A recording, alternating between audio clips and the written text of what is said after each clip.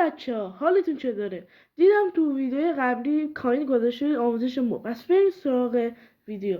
بچه‌ها من چند تا این اولی مبله میایم اینجا یه دونه میذاریم با یه مبل ساده‌ایه. حالا این مبل دوم. مبل دوم اینطوریه که میایم اینو اینطوری میذاریم مثل دور برگردانه. خودم نمیدونم چیه. خودم اینجا در آوردم نقاشی کردم همینطوری شد. بعد نه این نیست. حالا بریم سراغ سومی هم اینطوری که اینو میاریم اینجا میذاریم. بعدش میایم دوتا اینجا بالاش میذاریم. بعد یه دونه میاریم اینجا. نه این نبود. خب اینطوریه.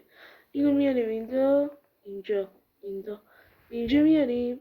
بعدش میایم یه دونه ریل میذاریم دوباره با یه دونه واگن. این از مبل. بریم بر مبل چهارم. خب این از این میایم اینجا اینو اینطوری میذاریم.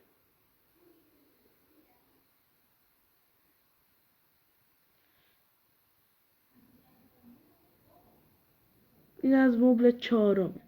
حالا باید بیایم چیکار کنیم؟ بیایم یه سرشید ریل. حالا شما دوست داشتین میتونیم اون نوره رو بذاریم. بچه از کامنت بگید کدوم خوشگل تر بود، اولی، دومی، سومی یا چهارمی.